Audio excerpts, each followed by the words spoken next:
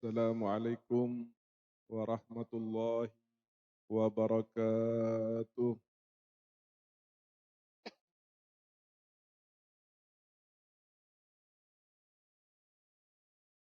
Innal hamdalillah nahmaduhu wa nasta'inuhu wa nastaghfiruh wa nastahdihi wa nastarshid wa nu'minu billahi wa la nusyriku bihi ahad wa na'udzu billahi min syururi anfusina wa min sayyiati a'malina.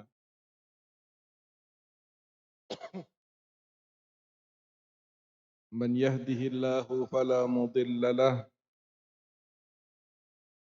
ومن يضلله فلن تجد له وليا مرشدا.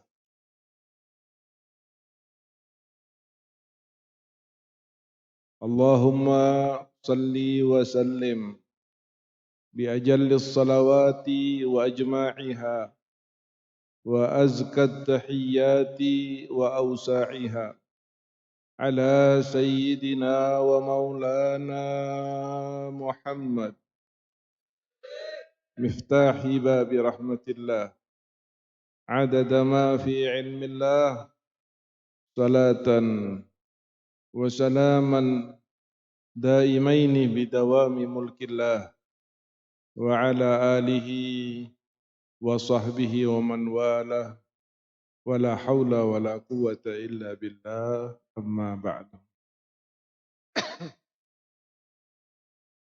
Al-mukarramun wal muhtaramun yang sama-sama kita hormati, kita muliakan dan kita harapkan barakah ilmu dan doanya para habaib, para kiai, para imam khususi, para sepuh dan bini sepuh.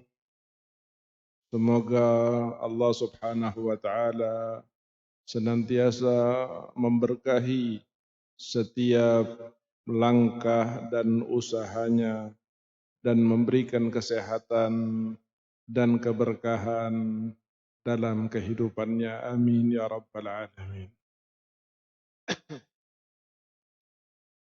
Yang kita hormati aparat pemerintah dan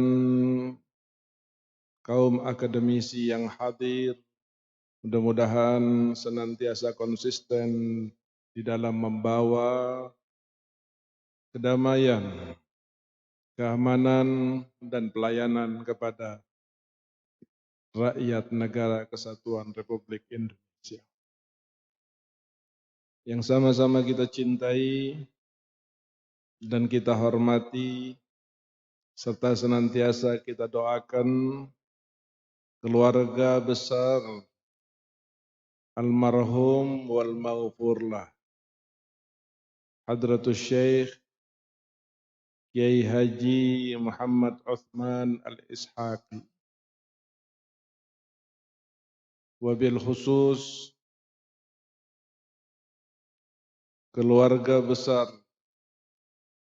guru kita bersama, murabbi kita, lentera dalam kehidupan kita, Hadratus Syekh Kiai Haji Ahmad Asrari Al-Ishaqi.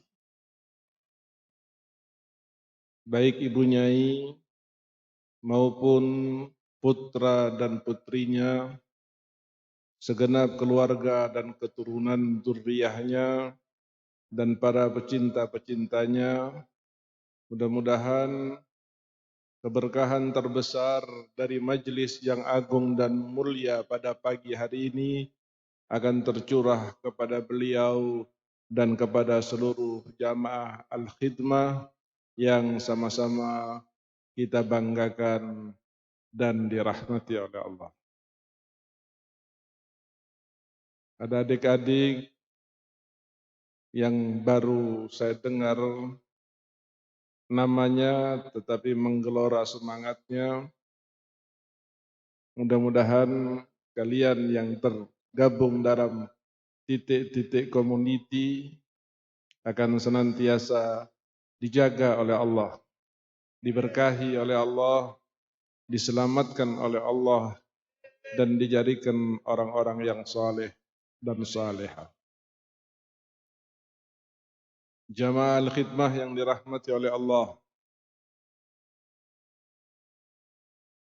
mari kita bersama-sama bersyukur kepada Allah Subhanahu wa taala atas rahmat dan nikmat serta karunia-Nya yang telah menetapkan, memilih dan menentukan kita untuk bersama-sama pada hari ini menjadi orang yang dipilih untuk bahagia, menjadi orang yang dipilih untuk diampuni dosanya, menjadi hamba Allah yang dipilih untuk dikabulkan hajatnya, menjadi hamba Allah yang insya Allah setelah umur panjang sehat walafiat akan ditutup usianya dalam husnul khatimah dan dikumpulkan baik di barzakh maupun di akhirat bersama junjungan kita Nabi besar Muhammad sallallahu alaihi wasallam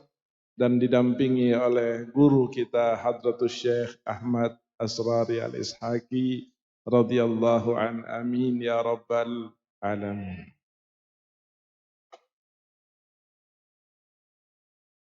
25 tahun yang lalu kira-kira,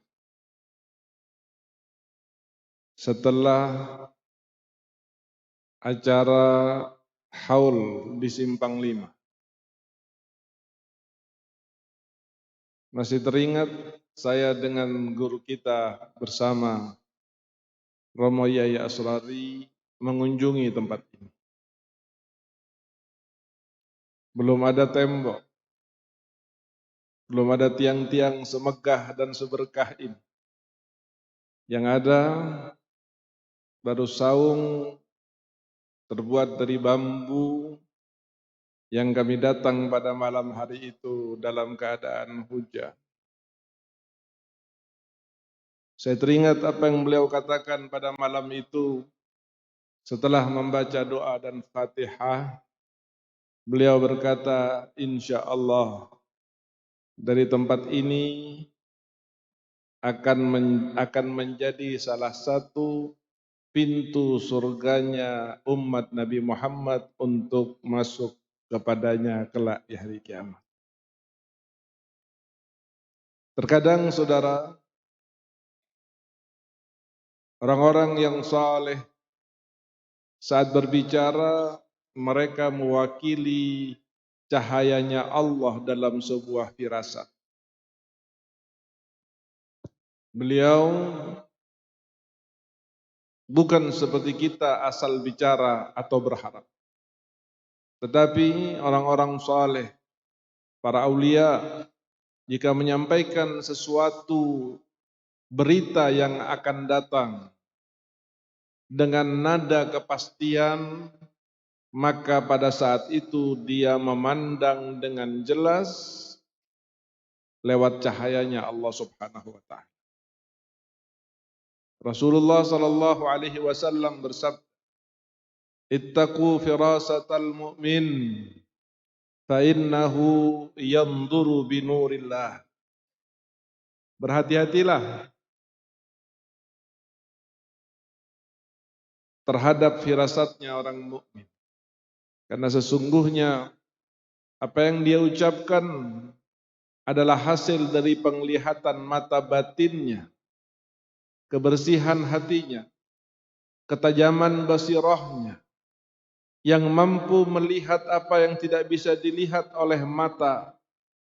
Karena sesungguhnya mata yang ada di kepala kita ini hanya memiliki kemampuan 5% untuk melihat, sementara mata yang ada di dalam dada kita ini, jika seandainya tidak dibutakan oleh Allah Subhanahu wa taala, maka akan mampu melihat dan tembus bahkan sampai kepada akhirat. Bahkan pandangan-pandangan ahlillah jika sudah memandang seseorang, maka itu diibaratkan dengan sebuah ayat yang berbunyi, innal muluka idza dakhalu qaryatan afsaduha wa ja'alu a'izzata ahliha adillah. Terkadang kita berhadapan dengan orang saleh dalam keadaan berlumuran dosa, punya keinginan di dalam hati untuk berbuat dosa. Namun ketika orang saleh itu memandang kita, tiba-tiba hilang keinginan berbuat dosa. Timbul penyesalan di dalam hati dari dosa yang kita perbuat. Lalu tidak ada lagi tanpa nasihat ataupun bimbingan konseling khusus. Tiba-tiba ahli maksiat itu bertaubat kepada Allah dan menjadi orang yang saleh sampai saat ini. Ini terbukti dan banyak sekali terjadi kepada guru kita Hadratus Syekh. Bagaimana orang-orang yang tidak kenal dengan Allah, hanya karena beliau memandang wajahnya dan dia memandang wajahnya. Lalu terjadilah kebetulan yang disengaja oleh Allah. Turunnya taufik dan hidayah tanpa bicara, tanpa nasihat yang khusus, tanpa bimbingan yang berhari-hari, tiba-tiba orang tersebut telah menjadi orang yang bertaubat kepada Allah Subhanahu wa ta'ala. Ini adalah keuntungan bagi kita semua. Menjadi murid daripada beliau, menjadi orang yang mengenal beliau, dan kepada mereka yang sudah mengenal beliau saat masih hidup, jadilah orang yang istimewa. Jadilah orang yang tidak mengecewakan. Jangan sampai mereka yang baru-baru mengenal beliau, atau bahkan beliau sudah wafat baru mengenalnya, menjadi orang yang lebih dekat zahir dan batinnya kepada Hadratus Syekh. Dan ini sangat memalukan sekali. Di dunia mungkin dia tidak akan merasa, tetapi di akhirat dia akan menangis, dia akan menyesal, dia akan menjerit melihat kenyataan bagaimana sebenarnya orang-orang yang dekat dengan orang-orang saleh, orang-orang yang dekat dengan orang-orang ahlillah, dan orang-orang yang dekat dengan kecintaan Nabi Muhammad sallallahu alaihi wa alihi wasallam. Hadirin yang dirahmati oleh Allah, kalau kita saksikan sekarang ini, subhanallah, saya tidak yakin ada yang datang ke sini untuk cari makan. Saya tidak yakin ada orang yang datang ke sini untuk mencari uang atau tujuan apapun selain mengharap berkah dan ridho Allah lewat guru kita Hadratus Syekh. Rasulullah sallallahu alaihi wasallam pernah bersabda, "Innallaha idza ahabba 'abdan." Sesungguhnya Allah jika cinta kepada seorang hamba, nada Jibril. Dia memanggil Jibril. Ya Jibril, inni uhibbu fulanan fa'hibbah. Sesungguhnya aku cinta kepada fulan. Maka cintai ya kamu. Karena dia saya cinta kepadanya. Lalu apa yang dilakukan oleh Jibril? Maka Jibril turun dari hadratullah menuju ke langit pertama, ketujuh sampai langit yang pertama. Dia berkata, ya ahlas sama, wahai seluruh yang ada di penduduk langit ini, innallaha qad ahabba fulanan fa'ahibbuhu. Sesungguhnya Allah Subhanahu wa taala telah mencintai fulan, dan Allah memerintahkan kalian semua untuk mencintai orang ini. fayudha'u lahul qabulu fil ard. Lalu apa reaksi dan keistimewaan serta khususiyah dari orang yang sudah dicintai oleh Allah, dicintai oleh Jibril, dan dicintai oleh seluruh penduduk langit? Kata Nabi, fayudha'u lahul qabul fil ard. Dia diterima di muka bumi ini. Dia disayangi di muka bumi ini. Dia diikuti di muka bumi ini. Ada berapa ratus ribu, mungkin di atas 1 juta, 2 juta jamaah khidmah pada keseluruhannya. Kalau kita lihat sosoknya almarhum wal maghfurlah hadratus syekh, bukan orang yang memiliki ketampanan lebih, bukan memiliki kegagahan dalam segi fisik yang lebih. Beliau orang yang tidak tampan tetapi wajahnya bercahaya. Beliau orang yang tidak gagah, malah cenderung kecil badannya. Tetapi berapa banyak ketika Allah Subhanahu wa taala telah mencintai seseorang dengan bentuk zahir yang tidak sesempurna dan ideal seperti yang diinginkan banyak orang, yang tampan dan besar badan. Saya yakin tidak akan mampu mengumpulkan manusia sebanyak ini tanpa dengan rupiah dan imbalan apapun. Sallu ala Nabi Muhammad. Maka yang seperti ini sadari, saudara. Anda telah dipilih oleh Allah Subhanahu wa taala dari sekian banyak manusia untuk masuk ke dalam salah satu pintunya Allah. Dan salah satu pintunya Allah itu adalah beliau. Anda tinggal meneruskan berjalan masuk lebih dalam lagi. Mengambil mutiara dan permata yang ada di dalamnya. Memakan dan meminum makanan dan sajian yang disiapkan di dalamnya. Putar kembali apa yang menjadi nasihat-nasihatnya dalam kaset-kaset yang sangat banyak, MP3 yang sangat banyak. Buka lagi kitab-kitab beliau. Tanya kepada siapa yang lebih tua. Buatlah pengajian-pengajian mudzakarah tentang beliau. Apa yang dikerjakan, apa yang pernah dilakukan, apa yang menjadi istiqamahnya, apa yang menjadi kejadian yang bisa diambil hikmahnya. Ini adalah merupakan suatu hal yang penting. Sebab sepertiga daripada Al-Quran itu isinya adalah cerita. Sepertiga Quran itu isinya adalah cerita. Tetapi jangan pernah meremehkan tentang riwayat, manakib dan cerita. Karena Allah Subhanahu wa taala memastikan di dalam cerita yang diceritakan oleh Allah di dalam Al-Quran kepada Nabi Muhammad, Allah memastikan dengan mengatakan, wa kullan nagussu 'alaika min amba'ir rusuli ma nuthabbitu fu'adak. Semua yang saya ceritakan kepadamu, bahkan Nabi Allah Musa berulang-ulang diceritakan oleh Allah. Nabi Adam berulang-ulang di banyak surat diceritakan oleh Allah. Apakah Allah tahu bahwa ini tidak akan membuat bosan? Mungkin akan membuat bosan bagi orang yang hatinya tidak ada nur. Tetapi orang yang di dalam hatinya ada nur, di dalam pikirannya ada himmah untuk membawa risalahnya Allah, untuk menyampaikan hidayah kepada manusia, maka setiap cerita yang didengarnya adalah linuthabbitu bihi fuadak. Bagaimana manaqib Syekh Abdul Qadir Al-Jailani dibaca di mana-mana?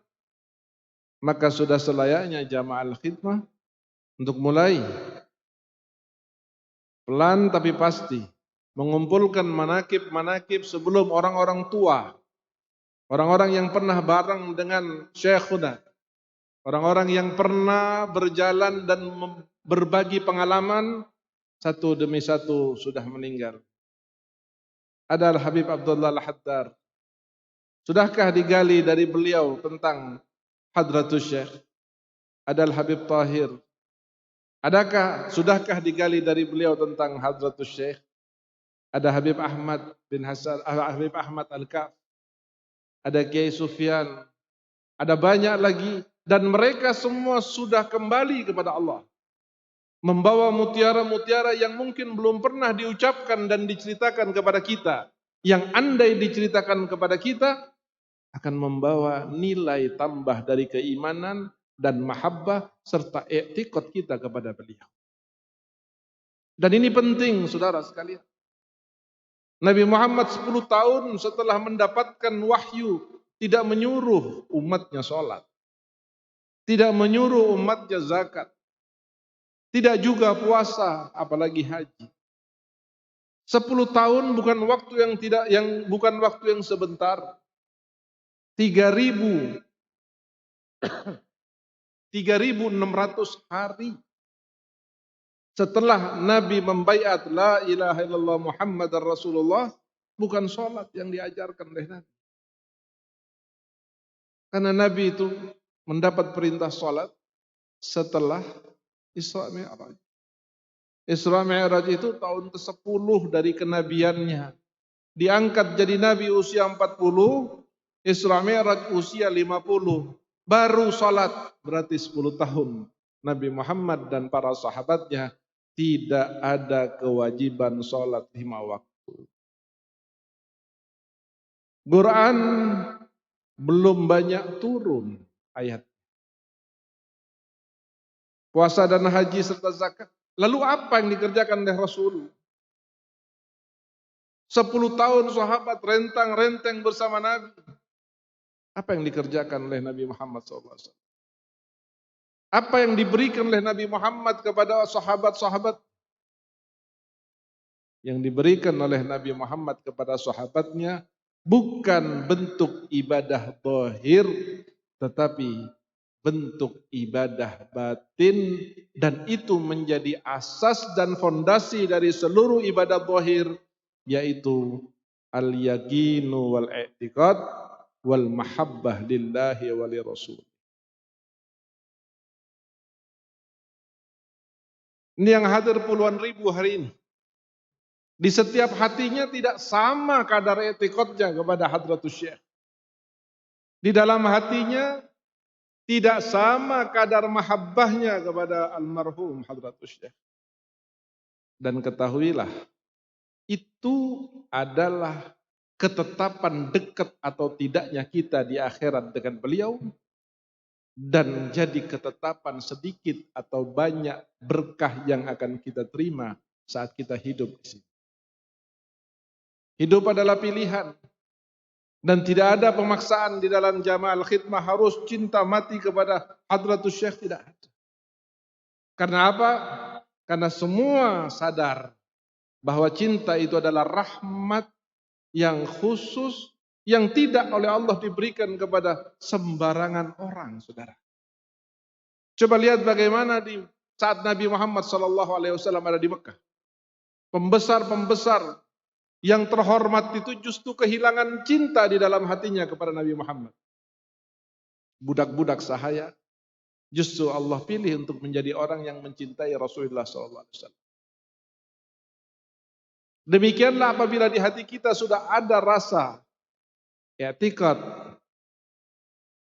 mahabbah, yakin kepada tariqah, senang kepada Jam'iyah Al-Khidmah, dan cinta kepada Hadratus Syekh, itu ibarat pohon yang bukan ketika itu sudah ada di dalam hati kita, lalu dengan sendirinya akan tumbuh berkembang, belum tentu.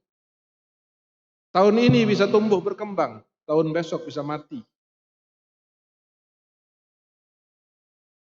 Artinya bahwa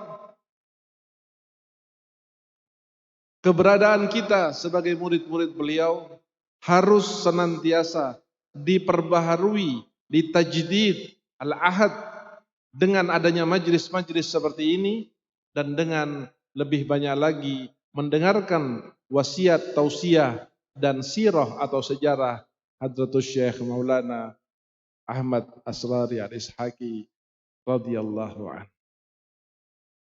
Hadirin yang dirahmati oleh Allah,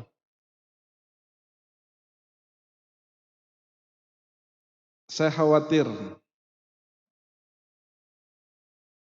keadaan beliau akan seperti keadaan Nabi Muhammad SAW.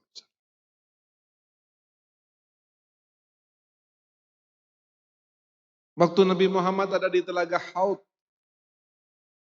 Nabi Muhammad menyambut mereka yang datang untuk diberi minum. Tetapi malaikat kemudian dengan cepat menghalau mereka.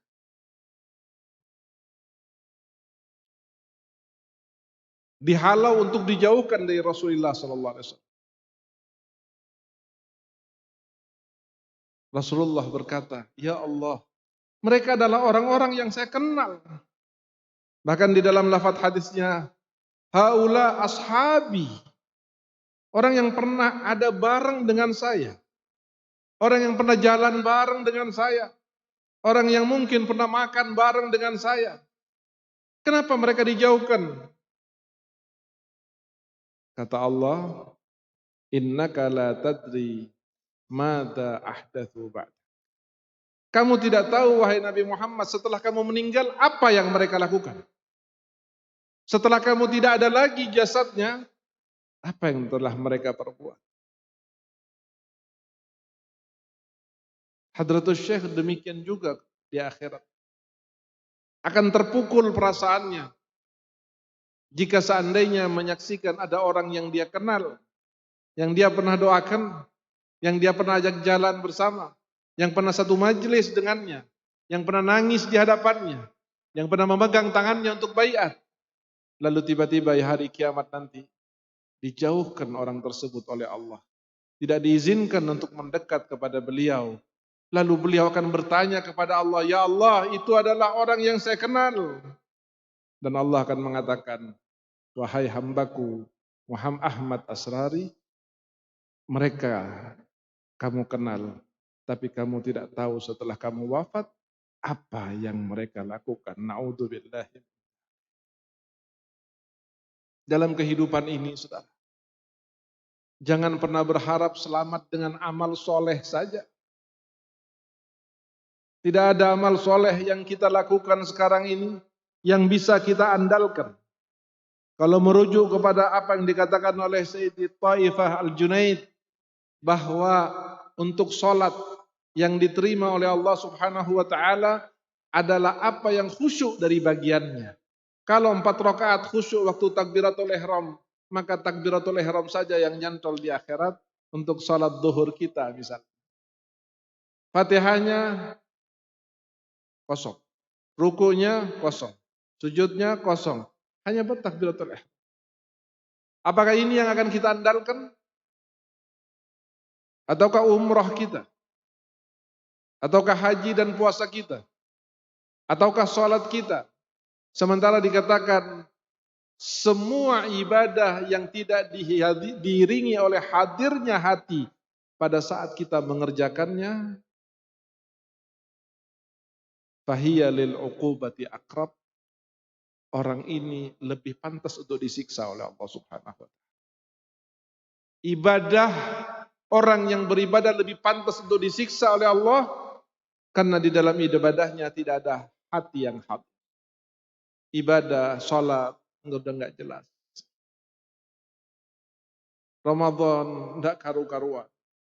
Halal haram kadang-kadang tidak tersaring untuk kita makan. Baca Quran, ibaratnya hanya suara saja yang kenal. Kadang berzikir kepada Allah, dalam zikirnya dia justru bermaksiat kepada Allah. Lalu dengan ini semua kita berharap selamat di hadapan Allah? Enggak bisa. Tidak bisa kita selamat hanya dengan amal-amal sampah yang kita lakukan setiap hari. Sholatnya sampah, Qurannya sampah, zikirnya sampah. Terus mau selamat dengan itu di akhirat? Dari mana?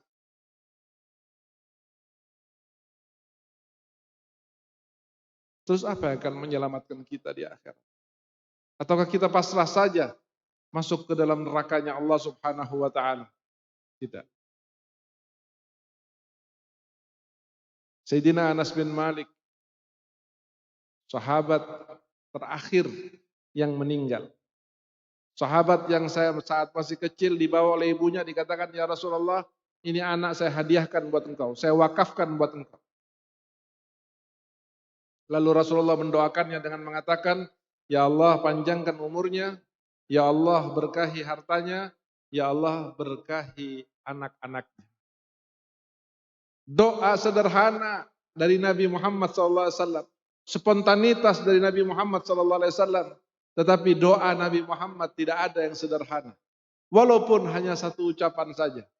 Bahkan Nabi Adam ketika 40 tahun dengan munajat tingkat tingginya sebagai seorang nabi, berdoa kepada Allah, bermunajat kepada Allah, minta ampun kepada Allah atas pelanggaran dari apa yang dia lakukan di sorga sehingga dia diturunkan, Allah tidak jawab. 40 tahun. Tapi kemudian dijawab oleh Allah Subhanahu wa taala hanya dengan 3 kalimat pendek dan sederhana saja. Apa itu? Allahumma bihaqqi Muhammad illa ghafartani. Ya Allah, dengan berkat Muhammad ampuni enggak saya ya Allah. Jibril langsung turun, Saudara. 40 tahun. Bahkan dikatakan dalam riwayat tidak ada satu jengkal bumi ini kecuali Nabi Adam pernah sujud di situ, meminta ampun kepada Allah. Enggak dijawab oleh Allah. 40 tahun. Tapi kurang dari 1 detik Allah langsung merespon dengan mengatakan, engkau wahai Adam telah diampuni oleh Allah Subhanahu wa taala, dan Allah bertanya, dari mana kau kenal Muhammad padahal tidak diciptakan? Belum diciptakan. Kata Nabi Adam, saya melihat di seluruh kubah-kubah surga. Tidak ada yang berdiri megah terkecuali tertulis di atasnya la ilaha illallah Muhammadar Rasulullah. Maka aku tahu dan yakin tidak ada Allah menyandingkan nama hambanya dengan nama agungnya kecuali hamba itu adalah manusia terbaik dari hambanya Allah Subhanahu wa taala. Kata Allah, sadaqta walaulahu lama khalaqtuk. Benar kamu wahai Adam. Dan kalau bukan karena Muhammad, aku tidak perlu menciptakan kau. Sallu ala Nabi Muhammad.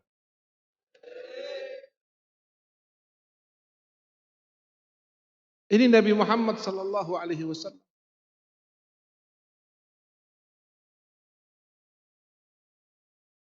Begitu berdoa 1-2 kalimat saja dijabah oleh Allah.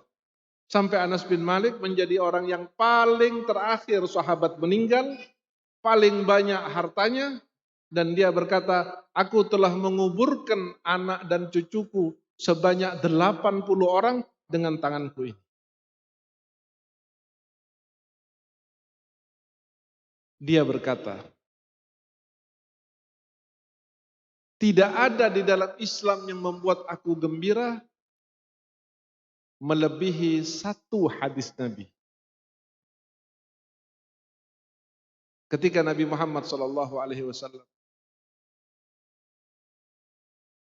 kedatangan ayat wahyu dari Allah, maka Nabi Muhammad bersedih, menangis, takut, pucat, dan beberapa kali pingsan.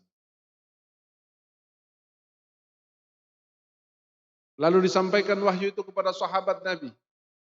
Di situ ada Abu Bakar, Umar, Uthman, Ali radhiyallahu anhu. Ada ashab al-asharatul mubasysyarah bil jannah. Ada manusia-manusia hebat. Begitu Rasul menyampaikan ayat tersebut, hal ataka hadithul khashiyah. Wujuhun yawma idzin khashi'ah, amilatun nasibah. Mereka bekerja. Mereka sujud, mereka sedekah, mereka haji, mereka ini amilatun. Tapi di akhirat nasibah hanya dapat capek saja. Tidak ada pahalanya. Amilatun semua bekerja, berkarya, beramal. Nasibah di sana tidak dapat apa-apa. Bahkan tasla naran hamiyah. Lalu digiring masuk ke neraka jahannam. Na'udzubillah.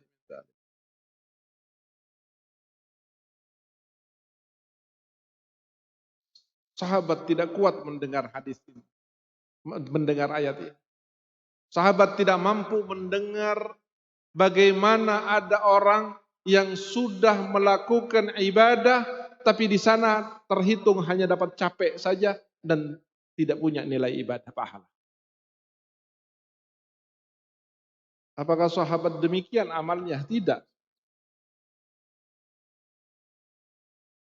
Semakin soleh seseorang, semakin merasa jelek dirinya.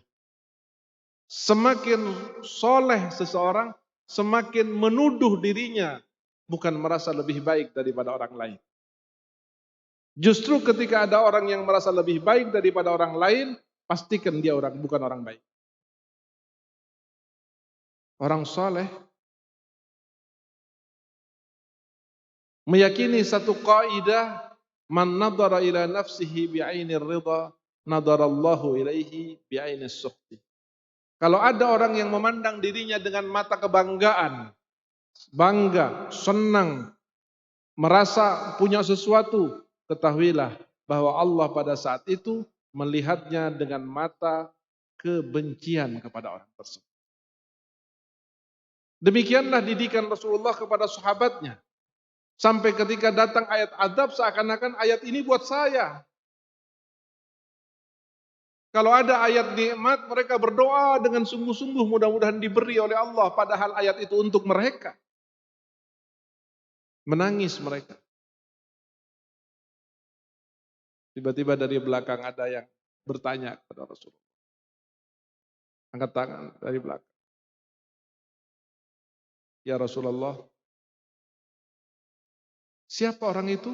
Sampai detik ini tidak ada ulama yang berani memastikan orang itu namanya Fulan bin Fulan. Padahal hadisnya masyhur luar biasa. Dia bukan Abu Bakar, Umar, Utsman, Ali. Dia bukan Ashabul Badar, bukan. Karena tidak diketahui orang ini. Tapi sampai sekarang, tadi Habib Abbas membawakan juga. Kalau ada ceramah nanti bulan Maulid, pasti ini ayat hadis akan dibawa juga. Tapi siapa yang meriwayatkan, bertanya kepada Nabi, sampai detik ini tidak ada yang bisa memastikan siapa. Artinya apa? Sengaja oleh Allah Subhanahu wa taala dipilih orang yang tidak terkenal, bukan Abu Bakar, Umar dan Utsman serta Ali, untuk memberikan harapan kepada kita bahwa kita juga bisa walaupun kita bukan orang yang terkenal. Dia bertanya kepada Rasul, ya Rasulullah, kiamat itu kapan? Rasul kaget dengar orang ini berani tanya kiamat, sementara dirinya saja pingsan. Sahabat-sahabat utamanya nangis kayak anak kecil. Kok orang ini tahu-tahu nanya? Dipikir mungkin ini orang nggak paham. Orang mu'allaf baru masuk Islam. Sampai Nabi bertanya begini. Ma'adatalaha. Kamu nanya kiamat. Punya persiapan apa? Ini kita semua pasti akan nyampe kepada hari itu. Kita semua pasti akan ada di padang mahsyar, pasti. Kita semua pasti akan melintas sirat. Entah jatuh, terpelanting ke neraka, atau kita tetap bisa berjalan karena ditolong oleh seseorang. Kalau karena amal soleh kita, tidak mungkin. Kita pasti akan nyampe ke sana. Nabi bertanya, kamu punya persiapan apa? Berani bertanya tentang hari kiamat, punya persiapan apa? Coba dengarkan jawabannya. Jawaban yang membuat kita bahagia. Jawaban yang memberikan kepada kita optimisme. Kata sahabat ini, sahabat yang majhul ini, ma'adattu laha bi kathrati salatin wala siyam. Ya Rasul, saya bertanya tentang hari kiamat bukan karena saya banyak salat. Saya tidak mempersiapkan menyongsong hari kiamat dengan banyaknya salat, dengan banyaknya puasa. Terus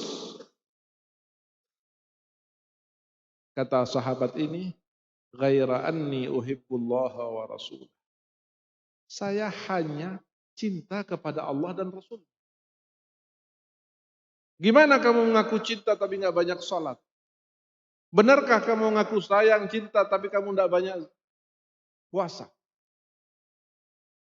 Puasa, sholat, dan puasa ini satu pemberian anugerah tersendiri. Tapi mahabbah ini juga pemberian dan anugerah tersendiri. Dan mahabbah ini adalah satu dari tiga yang dikatakan oleh Allah Subhanahu wa taala dalam Al-Qur'an, wallahu yakhtassu bi rahmatihi man yasha. Terkadang orang banyak ibadahnya, tapi dia miskin dari mahabbah. Terkadang orang rajin sholatnya, tapi dia tidak mendapatkan bagian daripada mahabbah ini. Kasihan orang yang seperti ini. Dia tertipu dengan amalannya, padahal Rasul sudah jelas mengatakan, la layyadkhula ahadakumul jannata bi amalihi. Enggak bakal. Tidak akan pernah salah satu dari kalian ini masuk surga dengan amalnya. Bahkan sahabat nanya kepada Rasul, wala anta ya Rasulullah, engkau juga ya Rasul? Wala ana. Saya juga tidak bakal masuk surga dengan amal ibadah saya. Illa ayyataghammadani Allahu birahmatih. Kecuali kalau Allah memberikan rahmat kepada saya. Maka saya pasti masuk surga walaupun amalan saya sedikit. Inilah saudara yang dikatakan oleh sahabat, la ma'adattu laha bi kathrati salatin wala siyamin wala ghaira anni uhibbullaha wa rasulah. Saya enggak banyak ibadah, saya cuma punya cinta dalam hati. Pada siapa? Kepada Allah. Lewat siapa? Lewat Nabi. Sekarang yang hadir kepengen enggak cinta kepada Allah dan kepada Nabi? Kepengen apa tidak? Terus bagaimana caranya padahal Nabi sudah wafat?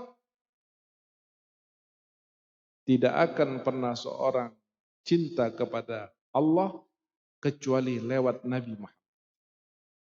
Dan tidak akan pernah orang tahu dan cinta kepada Nabi Muhammad terkecuali lewat orang-orang yang di dalam hatinya menjadi wakil daripada saluran lautan cahaya Rasulullah sallallahu alaihi wasallam. Dan kita yakin beliau Syekhana Ahmad Aswari adalah salah satu dari orang tersebut. Maka Allah Subhanahu wa taala sudah mengikat kalian dengan beliau. Sudah mengikat kalian dengan beliau, membukakan pintu beliau kepada kita. Masuklah. Dan belum tentu jika kita keluar kita akan mendapatkan pintu seperti beliau. Hadirin yang dirahmati oleh Allah. Di zaman yang semakin sulit seperti sekarang ini, saya teringat satu ijazah yang diberikan oleh beliau di tempat ini kepada saya. Beliau mengijazahkan kepada saya karena waktu itu saya punya masalah terkait dengan status saya. Lalu beliau memberikan ijazah sebagai jalan keluar dan alhamdulillah mungkin sebagian apa yang saya dapati sekarang ini karena keberkahan daripada ijazah yang beliau berikan kepada kami.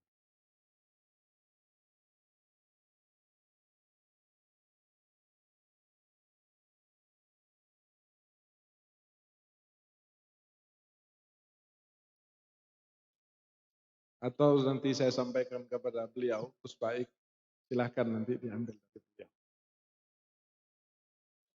Ja'alana Allahu mimman yastami'una al-qawla fayattabi'una ahsanah. Allahumma ja'al jam'ana hadha jam'an marhuma wa tafarruqana min ba'dihi tafarruqan ma'suma wa la taj'al fina wa la minna wa la ma'ana syaqiyyan wa la mahruma bi rahmatika ya arhamar rahim. Wal 'afu minkum. Wassalamu alaikum warahmatullahi wabarakatuh.